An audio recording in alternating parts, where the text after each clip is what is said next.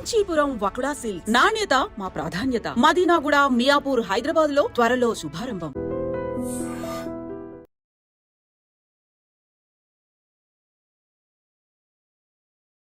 అక్కడ జరిగిన లోపం ఏంటంటే, సరే ఇంకా గొర్రెలు కాసే వాళ్ళు ఉన్నారు కాబట్టి దాన్ని ఏం అడ్డుకోవాల్సిన అవసరం లేదు.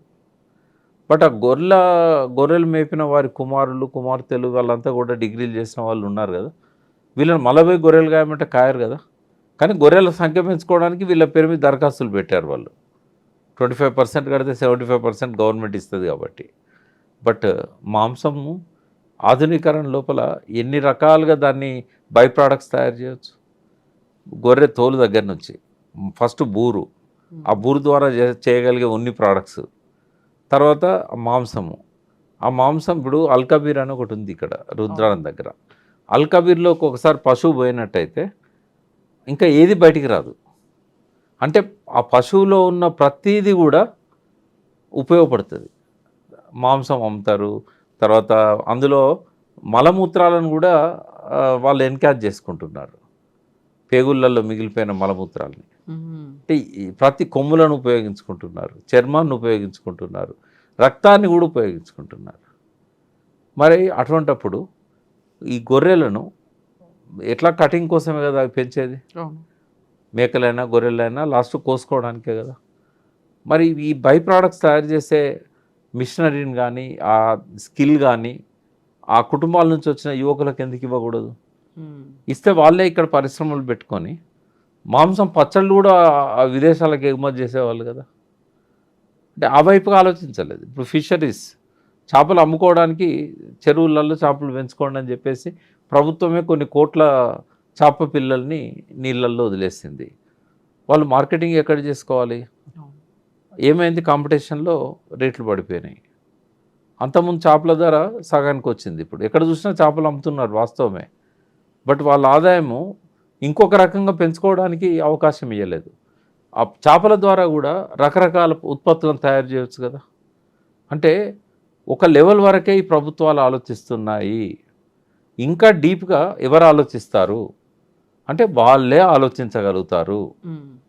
ఆ కులానికి సంబంధించిన వాళ్ళు, ఆ వృత్తికి సంబంధించిన వాళ్ళు, వాళ్ళకేం కావాలనో వాళ్ళే ఆలోచిస్తారు.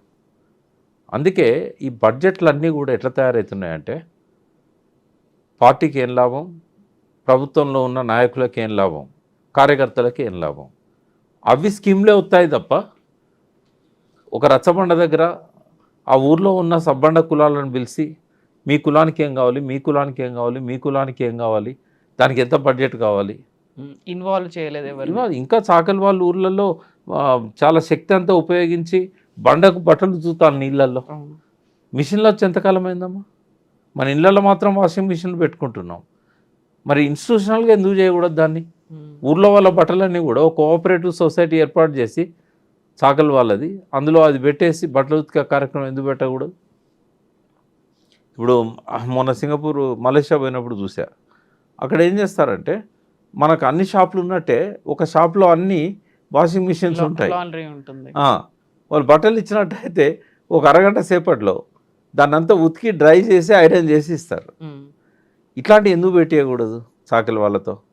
ఇప్పుడు ఎక్కడెక్కడ నుంచో మంగళ షాపులు ఈ లండన్ నుంచి ఇంకొక నుంచి వచ్చి ఇక్కడ సెలూన్స్ పెడుతున్నారు, కార్పొరేట్ అయిపోయింది. మరి ఇక్కడున్న మంగళ పిల్లలు డిగ్రీ చదివిన వాళ్ళు, పీజీ చదివిన వాళ్ళు వాళ్ళ దగ్గర పోయి కూలికి పనిచేస్తున్నారు, జీతానికి పనిచేస్తున్నారు. వాళ్ళకి ఎందుకు ఇవ్వకూడదు? అట్లాంటివి పెట్టుకోవడానికి అవకాశం ఎందుకు ఇవ్వకూడదు? కేవలం కరెంటు ఫ్రీ అని చెప్పారు, లేదా ఇన్ని యూనిట్ల వరకు ఫ్రీ అని చెప్పారు, కొంత నామినల్గా కొంత లోన్లు ఇచ్చారు. ఇది కాదు కదా. బీసీలకు ఏం కావాలనేది స్వాతంత్రం వచ్చిన తర్వాత ఎవరు ఆలోచించారు? వాళ్ళ స్కిల్ డెవలప్ చేయడానికి కానీ ఇట్లాంటి వాటికి. ఇవన్నీ కూడా తీన్మార్ మల్లన్న ఆలోచించి అవన్నీ ఇంక్లూడ్ చేసి ముందుకెళ్తాడు. మేమంతా ఉన్నాం కదా, మేమంతా ఉండమా?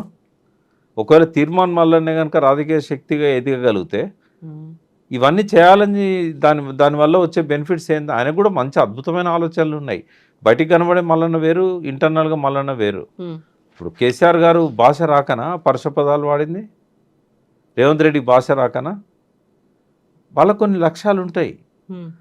కావాలని ఆచితూచి ఆ భాష కావాలని మాట్లాడతారు, అలవోకగా రాదు. మల్లన్న కూడా అంతే. తనంతాను ఎలివేట్ చేసుకోవడానికి సెన్సిటైజ్ చేయడానికి ఇట్లాంటి విషయాలలో ఆయన ఆ భాష వాడి ఉండొచ్చు. బట్ అది చూసి మల్లన్న గింతే అని అనుకుంటే తప్పు. ఆయనకు అద్భుతమైన ఆలోచనలు ఉన్నాయి బీసీలను ఎట్లా డెవలప్ చేయాలనే విషయంలో. కానీ ఇంకోటి, తనకు తెలిసితే వేదం అనుకునే వ్యక్తి కాదు ఆయన, అందరినీ కన్సల్ట్ చేస్తున్నాడు. డెఫినెట్గా ఆయన ఒక సమిష్టి నాయకత్వంతోనే ముందు పోతారని నేను అనుకుంటున్నాను. ఒక వ్యక్తిగా కాకుండా ఒక సమిష్టి శక్తిగా ఎదగాలి. అట్లయితేనే బీసీ పార్టీ నిలబడుతుంది. మళ్ళీ వ్యక్తి డామినేషన్తో ఉంటే మాత్రం అది నిలబడదు. ఇప్పుడు దశాబ్దాలుగా ఆర్ కృష్ణయ్య పోరాటం చేస్తూ వస్తున్నారు. అటు రాజ్యసభలో కూడా రిప్రజెంటేషన్స్ అనేవి ఇస్తూ వచ్చారు. ఆ తర్వాత ఇప్పుడు ఏ కులానికి ఆ కులం పెద్దలందరూ కలిసి సమావేశాలు అవుతున్నాయి. మళ్ళీ నేను సస్పెండ్ చేసిన తర్వాత విహెచ్ వాళ్ళ ఇంట్లో కూడా సమావేశం జరిగింది. కాంగ్రెస్ పార్టీకి అది కూడా తెలిసింది. ఇవన్నీ అవుతున్నప్పుడు అందరూ మళ్ళీ ఏకమయ్యి ఇంకొకరు కొత్తగా వచ్చాడు ఒక యువకుడు, ఆయన్ని ఎంకరేజ్ చేస్తూ లేకుంటే ఆయనతో మేమున్నామని చెప్పడం అనేది సాధ్యమవుతుందంటారా? అంటే మీరు గమనించాలి, మల్లన్న లేచిన తర్వాతనే వీళ్ళందరికీ గౌరవం దొరుకుతుంది. ఓకే. విహెచ్ ఇంట్లో నేను కూడా అటెండ్ అయినాను. బీసీ, అది బీసీది కాదు, మున్నూరు కాపులదే. ఒక మున్నూరు కాపుగా నన్ను కూడా పిలిచారు. అక్కడేమో యాంటీ కాంగ్రెస్ స్టాండ్ కానీ యాంటీ కాంగ్రెస్ మాటలు కానీ ఏం లేవు. అక్కడ జరిగిందంత ఏంటంటే రేవంత్ రెడ్డి చెప్పాడు అన్ని కులాల వాళ్ళకు, మీరు మీ కులాలలో మీటింగ్స్ పెట్టుకోండి, మీకు ఏం కావాలో నన్ను అడగండి, నేను చేయకపోతే నన్ను తప్పట్టండి, మీ డిమాండ్స్ ఏందో చెప్పండి అంటే వాళ్ళు మీటింగ్స్ పెట్టుకున్నారు. పిహెచ్ కూడా అదే ఉద్దేశంతో మీటింగ్ పెట్టాడు. పెట్టిన తర్వాత మున్నూరు కాపులకు ఏం కావాలనేది చర్చ జరిగింది ఆడ. దానికి సంబంధించే కొన్ని డిమాండ్స్ రాశారు. అవి రేవంత్ రెడ్డి గారికి ఒక రిప్రజెంటేషన్ రూపంలో ఇవ్వాలనుకున్నారు. కానీ అక్కడ ఇంకొక అదనంగా మాట్లాడుకున్నది ఏంటంటే మన శక్తి ఎంతో చూపెట్టాలి, కులగణలో మనం తక్కువ చూపెట్టారు అంటే అది రెండు రకాలుగా ఆలోచించవచ్చు. కులగణనలో చాలామంది నమోదు చేసుకోకపోవడానికి ఇంకో కారణం కూడా ఉంది. ఏంటంటే వీళ్ళు రకరకాల ప్రశ్నలు అందులో అంటే ఇంక్లూడ్ చేసి ప్రొఫెసర్లను కూడా తప్పట్లేను. మా తయారు చేసిన వాళ్ళకి ఏంటంటే బీసీలలో ఏ రకంగా ఉంది వాళ్ళ ఆర్థిక పరిస్థితి, వాళ్ళ సామాజిక పరిస్థితి, ఇవన్నీ కూడా తెలుసుకోవడానికని ఇంట్లో ఫ్రిడ్జ్ ఉందా లేదా అని కూడా అడిగారు. అందులో ఏసీ ఉందా, ఫ్రిడ్జ్ ఉందా, ఇట్లాంటివి కూడా అడిగారు. అయితే వీళ్ళు ఏమనుకున్నారు, వాళ్ళకున్న బర్రెల వివరాలు, ఆవుల వివరాలు ఇవన్నీ రాస్తే రేషన్ కార్డులు క్యాన్సిల్ అవుతాయేమో, మనకు వచ్చే పథకాలు ఆగిపోతాయేమో. ఎందుకంటే రేవంత్ రెడ్డి రకరకాల పారామీటర్స్ పెడుతున్నాడు స్కీమ్లు ఇవ్వడానికి. ఇదివరకు ఇచ్చిన స్కీమ్లనే కొనసాగించడానికి కూడా రకరకాల ఇవి పెడుతున్నాడు. రేపు ఈ సర్వే రిపోర్ట్ పోయినాక మన అన్ని కట్ చేస్తాడేమో అనే భయంతో చాలామంది సర్వేలో పాల్గొనలేదు.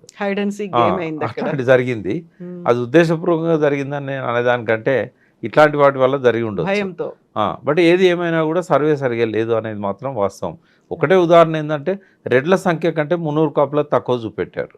మీరు ఏ ఊరికి పోయినా కూడా ఊర్లో ఒక రెడ్డి ఉంటే 20 కాపుల కుటుంబాలు ఉంటాయి. తర్వాత చాలా 4-5 జిల్లాలలో మున్నూరు కాపులు పక్కన రెడ్డి అని పెట్టుకుంటారు. వాళ్ళందరినీ రెడ్ల ఖాతాలో వేసేసారు. ఇట్లాంటివన్నీ జరిగినాయి. కాబట్టి మేము చెప్పింది ఏంది, బిహెచ్కి గ్రామాన వాళ్ళు సర్వే చేసినాయి అంటించినట్టయితే ఎవరు అసలు రెడ్డి, ఎవరు మున్నూరు కాపు రెడ్డి అనేది తేలుతుంది. అట్లా ఎవరెవరైతే ఎన్రోల్ చేసుకోలేదో ఆడ ఎన్రోల్ చేసుకోవడానికి అవకాశం ఉంటుంది. కాబట్టి అవన్నీ డిస్ప్లే చేయమని చెప్పాం. అట్లా క్యాబినెట్లో కూడా ఇప్పటి వరకు మున్నూరు కాపు మంత్రి లేని క్యాబినెట్ లేదు. కేసీఆర్ 2 క్యాబినెట్లలో కూడా మున్నూరు కాపు ప్రతినిధి ఉన్నాడు. ఓసారి జోగురామన్న, ఓసారి గంగుల కమలాకర్. ఈసారి లేదు. అంటే బూరుగుల రామకృష్ణారావు గవర్నమెంట్ నుంచి ఈరోజు వరకు లేకుండా ఎన్నో లేదు. కాబట్టి మనకు అన్యాయం జరిగింది, మీరు అది ఆయన దృష్టికి తెచ్చి ఆ పార్టీలో ఉన్న చేయాలి. ఇప్పుడు దానం నాగేందర్ ఆ పార్టీలో పోయాడు, మున్నూరు కాపు. గంగుల కమలాకర్ టీఆర్ఎస్లో ఉన్నాడు కాబట్టి ఆయనకి ఇవ్వరు. ఆది శ్రీనివాస్ ఉన్నాడు, విప్ ఇచ్చారు ఆయనకి. మరి ఆయనకు ఎలిజిబిలిటీ ఉంది కదా. రేపు ఎల్లుండో సస్పెండ్ అయ్యే అంటే ఎలక్షన్ కమిషన్ నుంచి తాకీదు అందుకోబోతున్న దానంకి ఇయ్యరు. 3 ఉన్నారు మున్నూరు కాపు ఎమ్మెల్యేలు. మరి ఆయనకి ఇవ్వచ్చు కదా అని చెప్పి ఇట్లాంటి విషయాల మీదనే మాట్లాడడం తప్ప తీర్మానం మరణ గురించి చర్చ రాలేదు, ఎవరి గురించి చర్చ రాలేదు. అది అయితే బీసీలలో ఒక ట్రెండ్ ఏముంటుందమ్మా, మేము పార్టీ పెట్టినప్పుడు కూడా టీఆర్ఎస్ కేసీఆర్ గారి దగ్గరికి వచ్చి కొంతమంది బీసీ టీడీపీలో ఉన్న బీసీ నాయకులు ఏం చెప్పేటోళ్ళు అంటే, నువ్వు ఇట్లే ఫైట్ చేయన్నా, నువ్వు చేస్తే మాకు గౌరవం పెరుగుతుంది ఆడ.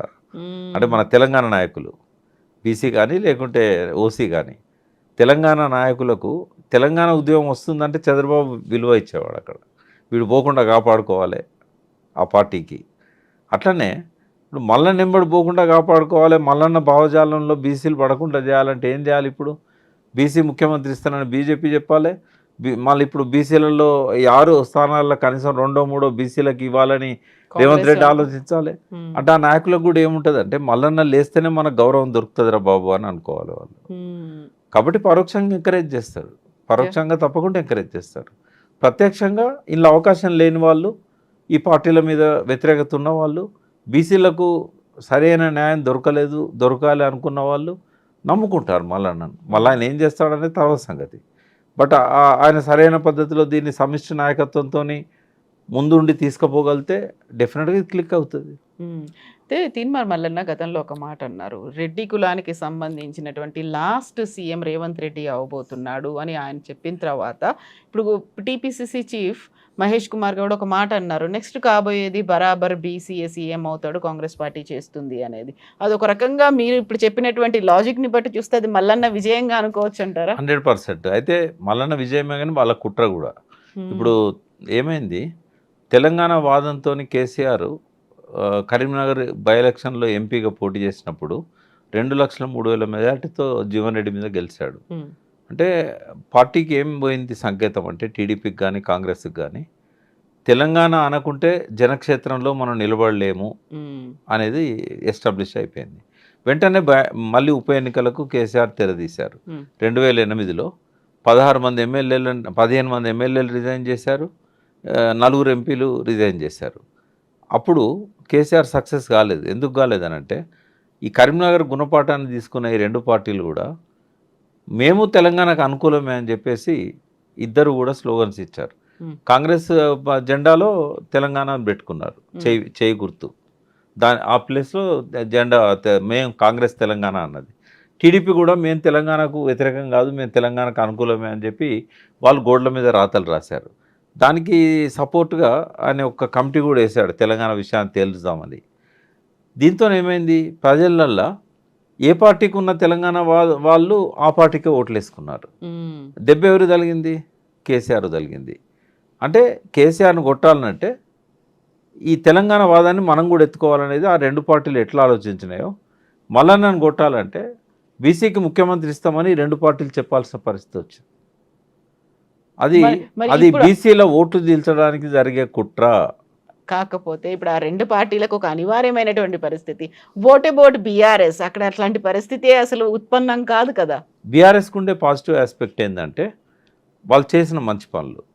ఇప్పుడు నిన్న ఒక లంబడామే ఒక టీవీలో చూశాను నేను మాట్లాడుతుంటే, దయ్యాన్ని నెత్తికెత్తించుకొని దేవుణ్ణి పక్కకు పెట్టినాం, మాకు ఇట్లా జరగాల్సిందే అని ఆమె తిట్టుకుంటా ఉన్నది. అంటే అది కేసీఆర్ కలిసి వచ్చే అంశం. రెండవది, బీసీ నాయకత్వం ఇప్పుడు గ్రామాన పూలన్నీ ఉన్నాయి, ఓ సూది దారం పట్టుకుపోయి కూర్చుకోవాలి. కానీ కేసీఆర్కు ఎస్టాబ్లిష్డ్ లీడర్షిప్ ఉంది. హైదరాబాద్ నుంచి గ్రామీణ స్థాయి వరకు ఎస్టాబ్లిష్డ్ లీడర్షిప్ ఉంది. ఇప్పుడు ఎమ్మెల్యేలు ఉన్నారు, పోయిన ఎమ్మెల్యేలు కూడా ఇప్పుడు 7 మళ్ళీ వాపసు వస్తున్నారు. ఎంతమందిని ఆయన తీసుకుంటారో తెలియదు. బట్ ఇదంతా కేసీఆర్ బలం కదా, చేసిన మంచి పనులు కావచ్చు, తెలంగాణ తెచ్చిండనే ఒక క్రెడిబిలిటీ కావచ్చు, లాస్ట్ టైం మనమే ఓడించాం తప్పు చేశామనే ఒక పశ్చాత్తాపం కావచ్చు, ఈ సింపతి కావచ్చు, ఇదంతా కూడా ఆయన కలిసి వచ్చిన అంశం. ఆయన కూడా నేనేం వెనుకబడి లేను అని చెప్పుకోవడానికి బీసీ నాయకత్వాన్ని ఎంకరేజ్ చేస్తున్నాడు. రేపు మొన్న తమిళనాడు కూడా పంపించాడు, తర్వాత వాయిస్ విప్పింది వాళ్ళే 42% మీద. దానికోసం కూడా కేటీఆర్ గారు బాగా మాట్లాడారు. కాబట్టి వాళ్ళు కూడా మేమే వెనుకపోవన్న పద్ధతిలోనే టీఆర్ఎస్ మేనిఫెస్టోలోనే ఉంది 51% బీసీ ఎస్సీ ఎస్టీ మైనార్టీస్కి మేము పదవులు ఇస్తాము అని. కాబట్టి ఒక పోటీ అనేది ఉంటుంది, ఒక హెల్తీ కాంపిటీషన్ అనేది ఉంటుంది. బట్ రేపు వచ్చే బీసీ పార్టీ ఐక్యంగా ఉండగలుగుతుందా, అందరిని ఐక్యం చేయగలుగుతుందా, ఇందాక నేను చెప్పినట్టుగా ఒక మంచి విజన్ను బీసీల కోసం ఆవిష్కరించగలుగుతుందా, వాళ్ళకు ఒక నమ్మకం కలిగేలాగా. అంటే ఒక విజేత ఎప్పుడు కూడా భిన్నమైన పనులు చేయడు, కానీ భిన్నంగా చేస్తాడు. శివకేర గారు చెప్పినట్టు, అంటే భిన్నంగా ఎట్లా చేయగలుగుతాడు మల్లన్న, ఒకవేళ మల్లన్నే ముఖ్యమంత్రి అయితే ఎట్లా చేయగలుగుతాడు అనేది చూస్తారు కదా. కాబట్టి ఇవన్నీ విషయాలలో కూడా ఆ రకంగా ఆయన ఎదగగలిగితేనే వీళ్ళకి సమంగా పోటీ ఇవ్వగలుగుతాడు, లేదా పోటీలో ఉండగలుగుతాడు. ఒకవేళ రాజకీయ ఎత్తుగడతోని ప్రీపోల్ అలయన్స్ పెట్టుకుండగలిగితే ఆ బీసీలది ఒక 10% 15% ఆడైనా కూడా బీజేపీ లాంటి పార్టీలో లేకపోతే టీఆర్ఎస్ లాంటి పార్టీలో ఆయనతో చేయగలిపినట్టయితే డెఫినెట్గా అధికారంలోకి రాగలుగుతారు. ఒకవేళ పతనం అవుతున్న కాంగ్రెసే కలుస్తుందా, ఓపెన్ ఉంటుంది కదా, ఎవరితో కలిస్తే అధికారంలోకి రాగలుగుతాం అనేది మల్లన్న ఆలోచిస్తాడు. మల్లన్న పేరు ఎందుకు తీసుకుంటున్నా అంటే ఇప్పటివరకు నాకు తెలిసినంతవరకు స్వాతంత్రం వచ్చిన తర్వాత బీసీలకు ముఖ్యమంత్రి అయ్యే అవకాశాలు వచ్చినాయి కానీ కాలేకపోయినలు, కానీ నేను ముఖ్యమంత్రి అవుతాను అని చెప్పిన మనిషి లేడు.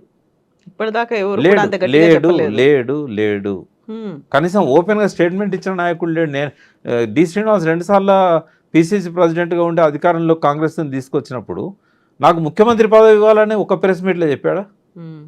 కేశవరావు గారు చెప్పారా? బి హనుమంతరావు అక్కడ పోయి పైరవీలు చేసుకున్నాడు కానీ ఆయన చెప్పలేగా.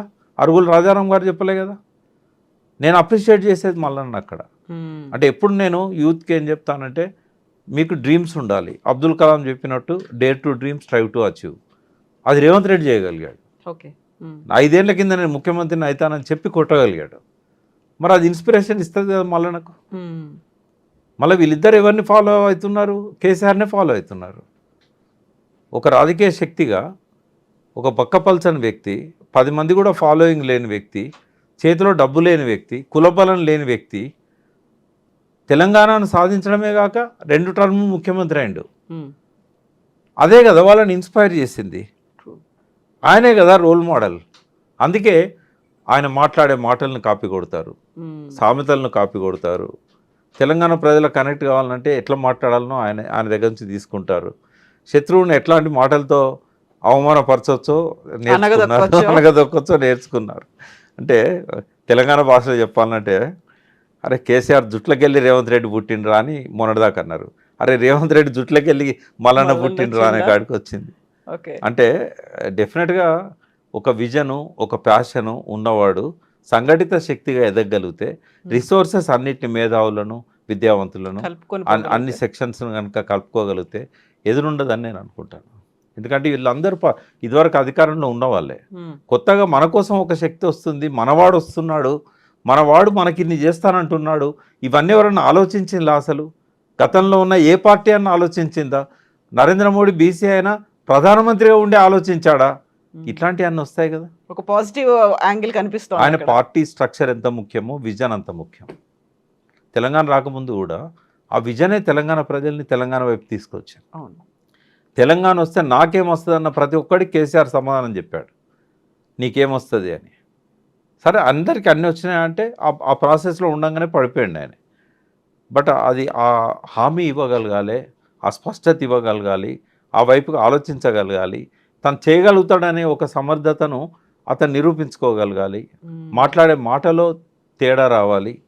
అదివరకు ఒక పార్టీ నాయకునిగానో, ఒక జర్నలిస్ట్గానో, ఒక విమర్శకునిగానో, ఒక యూట్యూబర్గానో ఏవైనా మాట్లాడచ్చు. కానీ ఒక ముఖ్యమంత్రి స్థాయి ఆశిస్తున్నావు అని అంటే ఆ ప్రాసెస్ అంతా మారాలి, ఆ భాష మారాలి, ఆ ఉందాతనం రావాలి, ఆ నమ్మకాన్ని ప్రజల్లో ఇవ్వగలగాలి. అది ఇప్పుడు ఆయన ముందున్న ఛాలెంజ్. తనను తను మార్చుకోగలగాలి. అప్పుడే ఆ బీసీలలో ఉన్న వాళ్ళు కూడా ఇతను ఏకఛత్రాధిపత్యం చేసే వ్యక్తి కాదు, అగ్రకుల నాయకుల్లాగా అహంకారం లేదు, అహంభావం లేదు, ఇతను మనవాడు, మట్టి బిడ్డ, మట్టిలో నుంచి వచ్చినవాడు, ఓ దళితురాలను వైఫ్గా స్వీకరించినవాడు, అందరితో పాటు పేదరికంలో పెరిగినవాడు, ఇతనికి మన బాధలు తెలుసు, ఇతనికి మన గురించి బాధ్యతలు ఉన్నాయి అని గ్రహించగలిగే విధంగా ఆయన లీడర్షిప్ని ఆయన మోల్డ్ చేసుకోగలిగితే డెఫినెట్గా తెలంగాణ ప్రజల్లో ఒక వైబ్రాంట్ కల్చర్ ఉంది, వాళ్ళు ఎత్తుకుంటారు నెత్తికి. ఎస్ అండి, thank you so much Prakash గారు. ఏం జరుగుతుందో చూద్దాం. Thank you.